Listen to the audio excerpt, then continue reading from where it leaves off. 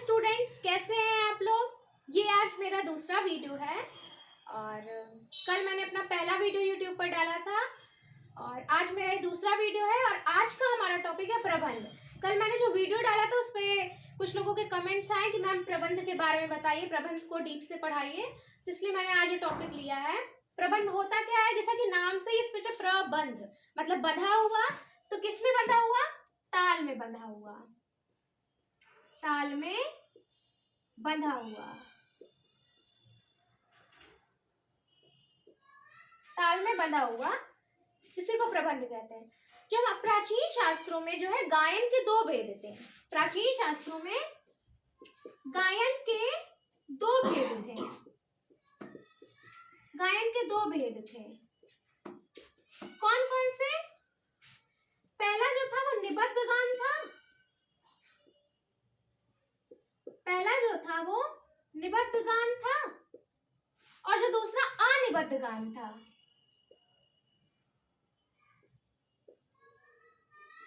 अनिबद्ध गान। तो जो हमारा प्रबंध है वो निबद्ध गान के अंतर्गत आता है। अभी मैंने बताया कि ताल में बंधा हुआ, तो जो भी चीजें बंधी हुई थी वो निबद्ध गान के अंतर्गत आती थी। और अनिबद्ध मतलब निबद्ध ही नहीं है, जो बंधा ही नहीं है, वो अनिबद्ध गान के अंतर्गत आता था। तो अनिबद्ध गान मतलब इट मीन जैसे जो भी आलापचारी वाली चीजें होती थी, आलाप होता था, आलाप, स्वस्थानियम, रागालाप, रूप का लाप, आलप्ति गान, तो ये सारी अनिबद्ध गान के अंतर्गत आती थी। लेकिन निबद्ध गान में प्रबंध, लिख देती हूँ, प्रबंध निबद्ध गान के अंतर्गत आता था। ये एग्जाम में पूछ चुका है कि प्रबंध किसके अंतर्गत आता है, किस गान के अंतर्गत आता है, तो निबद्ध गान के अंतर्गत आता है हमारा प्रबंध। प्रबंध वस्तु रूपक, ये तीन चीजें निबद्ध गान के अंतर्गत आती थी। हमको प्रबंध पढ़ना है। वस्तु को जो गीत के विषय होते थे, गीत का विषय जो होता था, जिस विषय पे गीत गाया जाता था, तो जो विषय होता था, गीत के विषय को हम वस्तु कहते थे। ये भी पूछ लेता है कभी कभी। तो जो गीत का विषय होता था, गीत के विषय को हम वस्तु कहते थे, गीत के विषय को वस्तु कहते थे। वस्तु तो आप देख लिए, गीत के विषय को वस्तु कहते थे। रूपक किसे कहते थे? प्रबंध तो अभी बता ही नहीं हूँ, डीप में इसको बताऊंगी। इसके बारे में बस एक एक पॉइंट नोट कर लीजिए कि वस्तु, गीत के विषय को हम वस्तु कहते थे। अब रूपक किसे कहते थे? तो जो है प्रबंध गायन में, ऐसे एरो बनाकर लिख देती हूँ, जब प्रबंध गायन में नाटकीय तत्वों पर अधिक बल दिया जाता था, मतलब नाटक के माध्यम से उसको जब व्यक्त करते थे, प्रबंध में जब नाटकीय तत्वों पर अधिक बल दिया जाता था, अधिक बल दिया जाता था, इनमें नाटकीय तत्व मतलब नाटक के माध्यम से जब कुछ उसको व्यक्त किया जाता था तो हम उसको रूपक कहते थे। बस एक एक पॉइंट इसमें नोट करना है और कुछ नहीं। इसे आप लोग नोट कर लीजिए, मैं हट जाती हूँ और फिर मैं प्रबंध को बताती हूँ।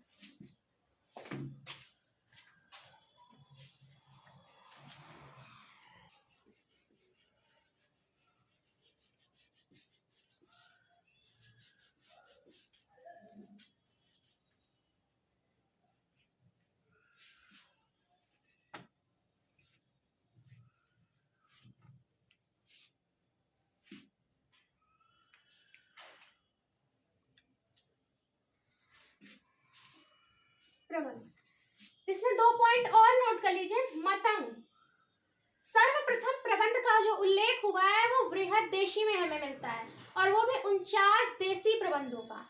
इसमें दो चीजें हैं, रुकिए, सॉरी, सर्वप्रथम प्रबंध का उल्लेख कहाँ हुआ है? तो मतंग की बृहद्देशी में हुआ है, मतंग की बृहद्देशी में हुआ है।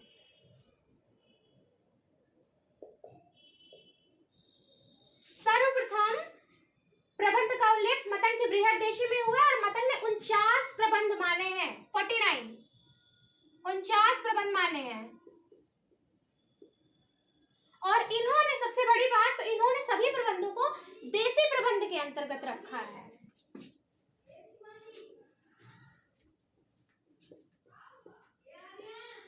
इन्होंने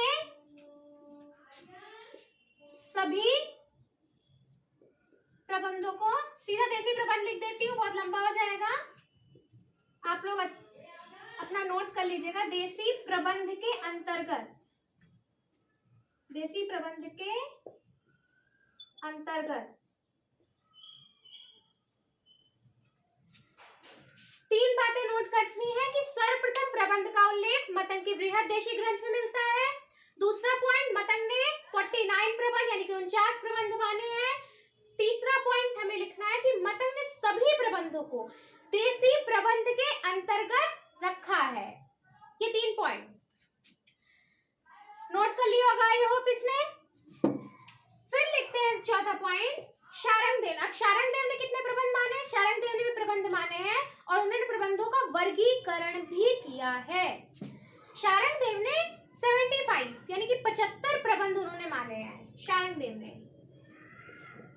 मतंग ने 49 माने थे और सभी प्रबंधों को देसी प्रबंध के अंतर्गत रखा था, लेकिन शारंगदेव ने 75 प्रबंध माने हैं। शारंगदेव ने 75 प्रबंध माने हैं।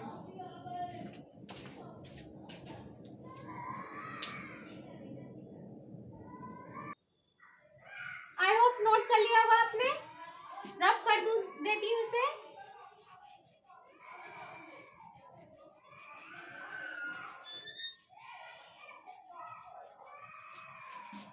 कुछ पॉइंट्स और, प्रबंध के 6 अंग हैं। प्रबंध के 6 अंग हैं। प्रबंध के 6 अंग हैं। प्रबंध की 4 धातुएं हैं। प्रबंध की 4 धातुएं हैं। प्रबंध के 6 अंग हैं, 4 धातुएं हैं और प्रबंध की 5 जातियां हैं।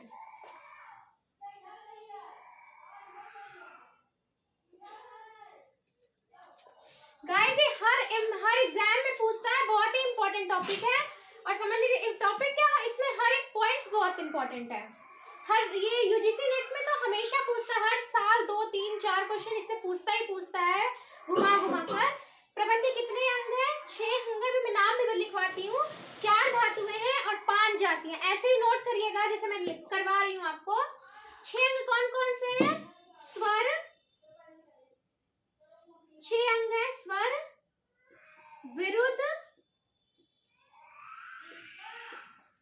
विरुद्ध, पद, तेनक,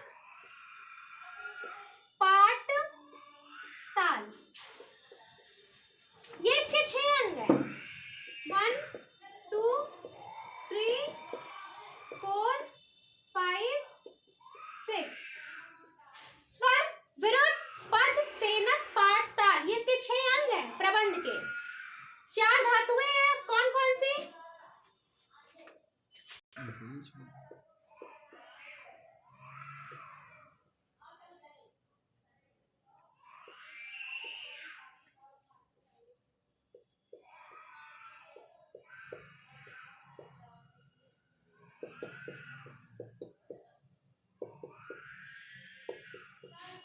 ये देखिए 4 धातुएं कौन कौन सी? उद्ग्रह, मेलापक, तीसरा है ध्रुव, चौथा है अभोग। ये इसकी 4 धातुएं हैं प्रबंध की हमारी। 5 जातियां कौन कौन सी हैं? दीपनी, भावनी,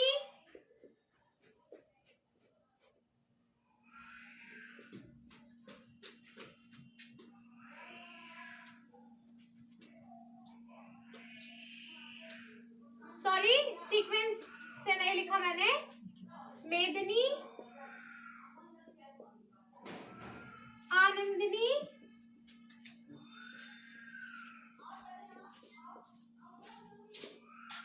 दीपनी, भावनी, तारावती।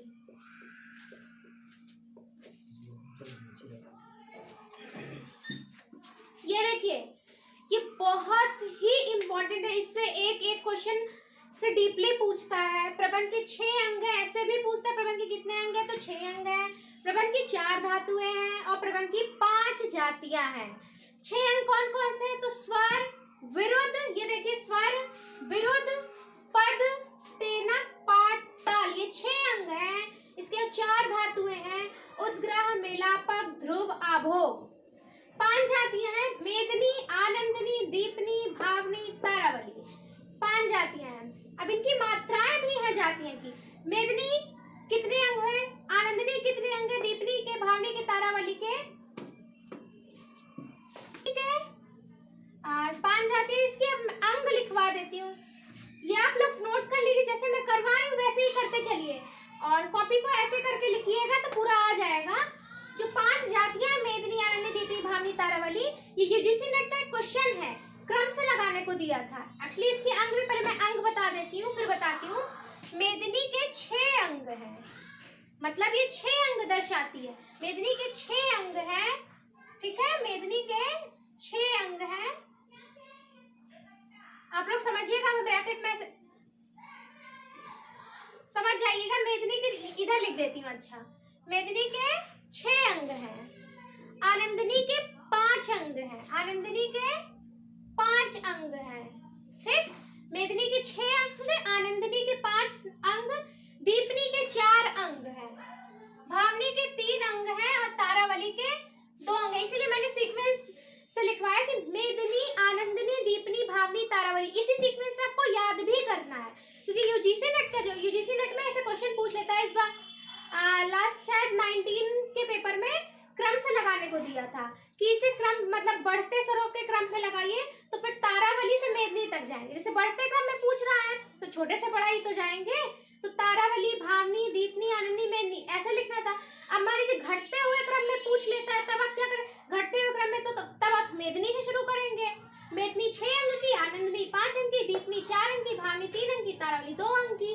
तो घटते हुए क्रम, बढ़ते हुए क्रम में तो तारावली से मेदिनी, और घटते हुए क्रम में पूछे तो मेदिनी से आनंदिनी। तो मेदिनी के 6 अंग, आनंदी के 5, दीपनी के 4, भावनी के 3, तारावली के 2 अंग।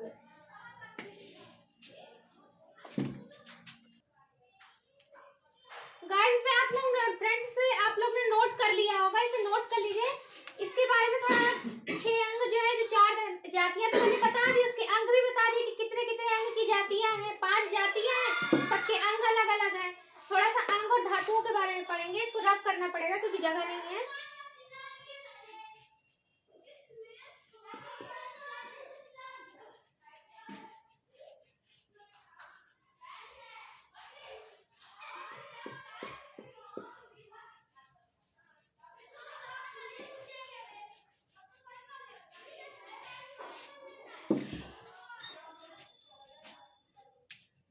अब जो हमने अंग पढ़े थे, स्वर, विरुद्ध, पद, तेनक, पाठ, ताल, ये 6 अंग हमने पढ़े थे प्रबंध के। स्वर में तो स्वर ही होते थे। विरुद्ध, हाँ, जो नायक होता था, मतलब जो नायक होता था, जो कैरेक्टर होता है ना, मेन हीरो, तो जो नायक होता था,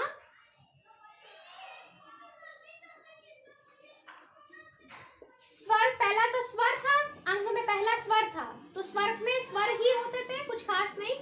जो विरुद्ध होता था, सेकंड अंग में जो पहला दूसरा वाला विरुद्ध है हमारा, विरुद्ध पता है किसको कहते थे, जो नायक के नाम, उसके कुल आदि का जो वर्णन किया जाता था वो विरुद्ध में किया जाता था। मैं लिख देती हूँ 6 अंग, नहीं तो आप कंफ्यूज हो जाएंगे। स्वर, स्वर, विरुद्ध, पद, तेनक, पाठ, ताल, ये 6 अंग थे। तो मैं स्वर में सिर्फ स्वर ही होते थे। विरुद्ध की बात बता रही हूँ, विरुद्ध में होता था जब, इसे नोट कर लीजिए इस पॉइंट को, यूजीसी नेट में कई बार ये क्वेश्चन पूछा है। जब नायक के, मतलब जो मेन हीरो होता था, जब नायक के कुल आदि का वर्णन किया जाए,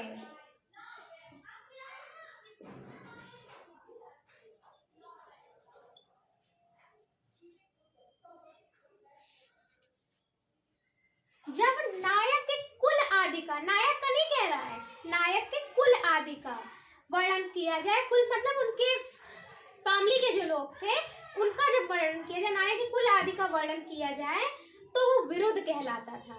स्वर, स्वर में स्वर होता था, विरुद्ध मैंने बता दिया। नायक के कुल नाम आदि का वर्णन, उसके कुल नाम, सॉरी,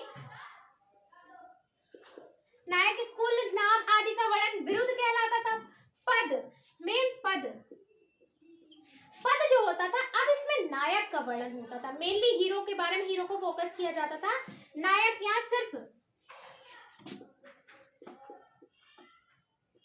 नायक का वर्णन होता था।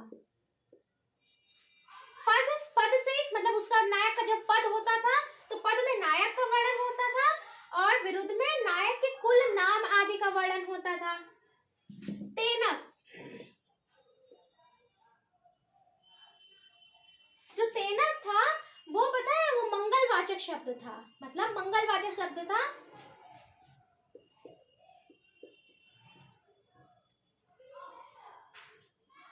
मंगलवाचक मतलब पूजा भाव भक्ति से रिलेटेड, तो मंगलवाचक शब्द था तेनक। पूछता है कि प्रबंध के 6 अंगों में से कौन सा मंगलवाचक शब्द था। ये क्वेश्चन भी आया है, आप प्रीवियस ईयर के पेपर उठा के देखिए नेट के, तो उसमें ये सारे क्वेश्चन आपको मिलेंगे। तो तेनक जो मंगलवाचक जो शब्द था, उस तेनक को कहते थे, तेनक को मंगलवाचक शब्द। पाठ क्या होता है? पाठाक्षर आपने सुना होगा, मृदंग जो बजाए जाते थे, पाठ। तो मृदंग आदि के जो बोल होते थे, मृदंग आदि के जो बोल होते थे वो पाठ कहलाते थे।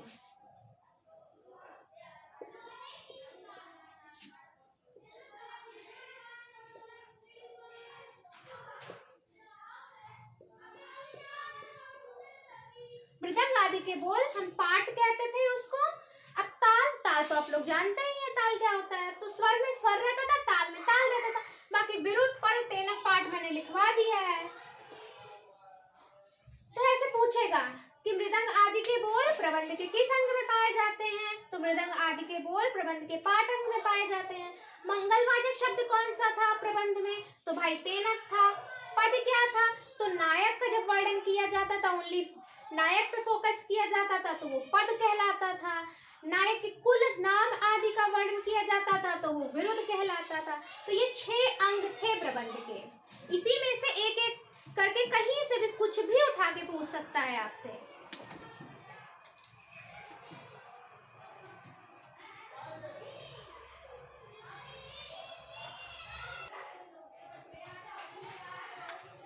आई होप इसको आपने नोट कर लिया होगा।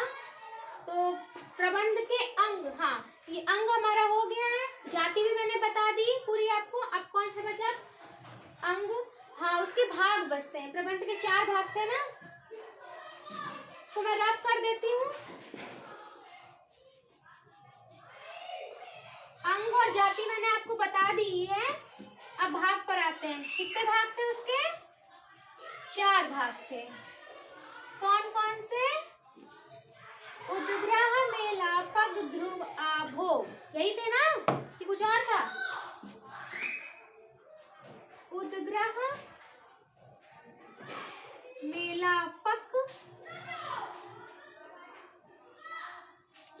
ध्रुव, आभोग।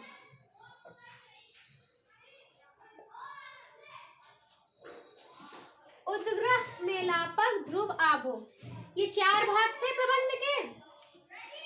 उद्ग्रह क्या होता था? अब स्टार्टिंग में आ रहा है उद्ग्रह, मतलब समझ रहे हैं उत्पन्न हो रहा है। तो प्रबंध का पहला भाग, हिंट दे रही हूँ, मतलब उत्पन्न होना नहीं है वैसे। तो उद्ग्रह पहला भाग था, तो उद्ग्रह पहला भाग था, तो ये प्रबंध का पहला भाग था। उद्ग्रह प्रबंध का सबसे पहला भाग, प्रबंध का सबसे पहला भाग, मतलब सबसे पहले जो गाया जाता था वो उद्ग्रह गाया जाता था।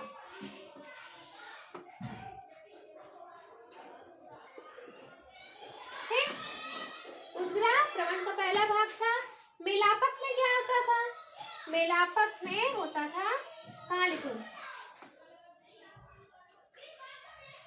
मेलापक ऐसे करके लिख देती हूँ। मेलापक तो होता क्या था, ध्रुव प्रबंध में जो बार बार गाया जाता था, जैसे स्थाई, हाँ स्थाई को ले लेते हैं, तो स्थाई को गाना आज प्रेजेंट कई गाना ले लीजिए, तो हम स्थाई को हम बार बार गाते हैं कि नहीं, हर अंतर के बाद दोहराते हैं कि नहीं। तो ध्रुव प्रबंध में जो बार बार गाया जाता था उसी को मेलापक कहते थे।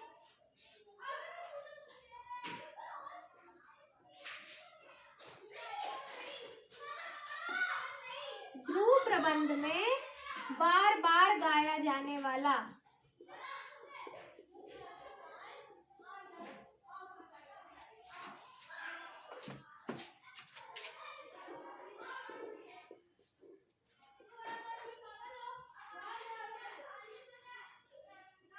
तो बार बार गाया जाने वाला भाग ध्रुव प्रबंध के अंतर्गत आता है।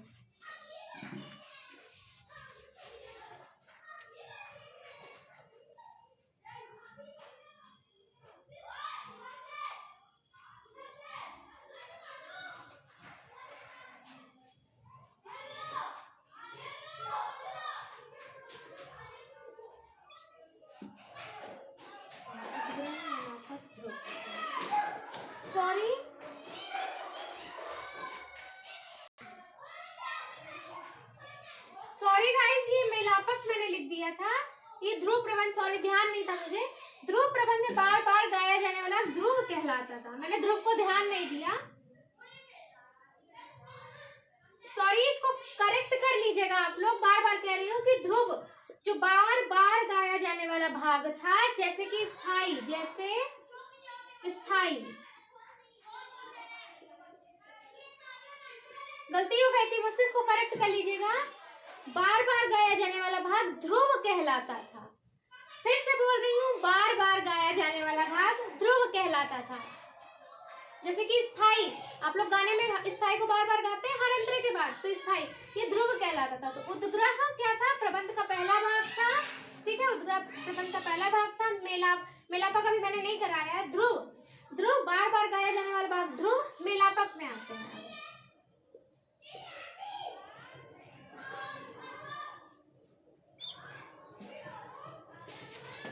अब जो उद्ग्रह था और ध्रुव, तो इन दोनों के बीच में, उद्ग्रह और ध्रुव के बीच में मेलापक आ रहा है। मैं ये कह रही हूँ, जैसे उद्ग्रह, मेलापक, ध्रुव, आभोग, चार भाग थे प्रबंध के, तो मेलापक जो है उद्ग्रह और ध्रुव के बीच में आ रहा है, तो भाई बीच का ही तो भाग हुआ। तो मेलापक क्या था, उद्ग्रह, हाँ उद्ग्रह और ध्रुव, और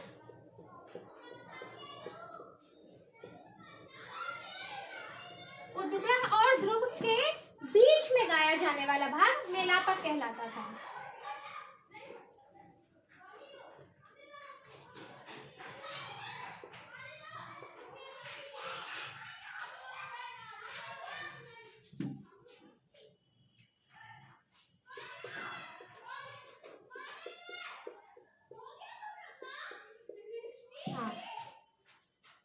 उद्ग्रह प्रबंध का पहला भाग ध्रुव, बार बार गाया जाने वाला भाग, जैसे कि स्थाई, ध्रुव, बार बार गाया जाने वाला भाग। मेलापक क्या था, तो उद्ग्रह और ध्रुव के जो बीच में गाया जाता था वो मेलापक था। आभोग क्या था, तो इन तीनों का मिला हुआ भाग। आभोग क्या था, तो गीत का अंतिम भाग होता था। आभोग क्या था, गीत का अंतिम भाग होता था, लास्ट में है तो गीत का अंतिम भाग।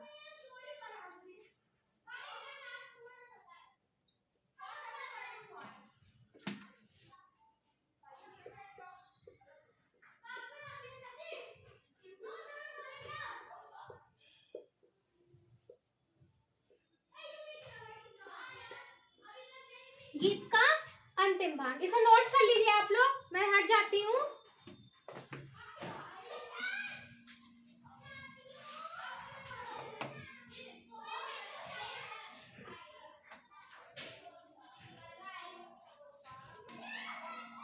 आप लोग ने नोट कर लिया होगा, कर लीजिए नोट।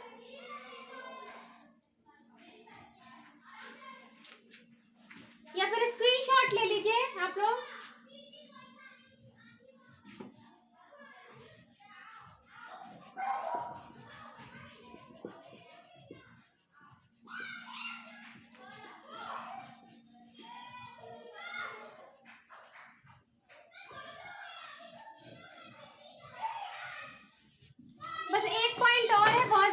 थोड़ा सा और है, शारंगदेव। जो अभी मैंने बोला भी था शायद भी मैं उसको भूल गई थी लिखवाना। शारंगदेव ने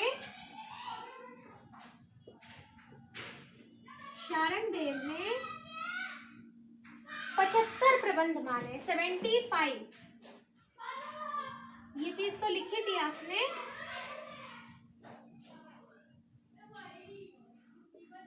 इन्होंने 75 प्रबंध माने और प्रबंध का वर्गीकरण 3 भागों में किया है। इन्होंने प्रबंध को 3 वर्गों में बांटा,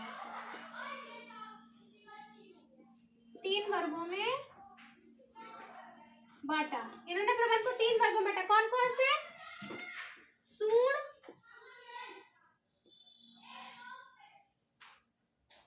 प्रबंध,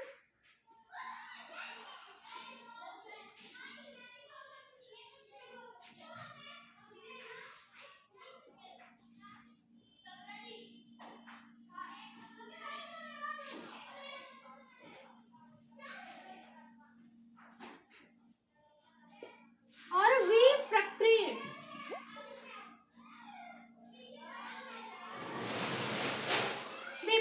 ये देखिए, शारंगदेव ने 75 प्रबंध माने, प्रबंध को 3 वर्गों में बांटा। कौन कौन सा?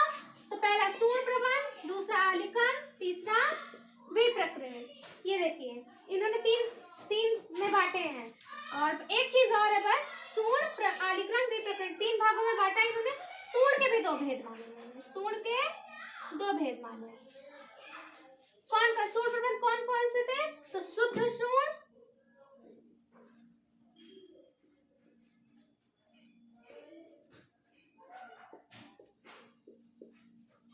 सालग सूर्ण।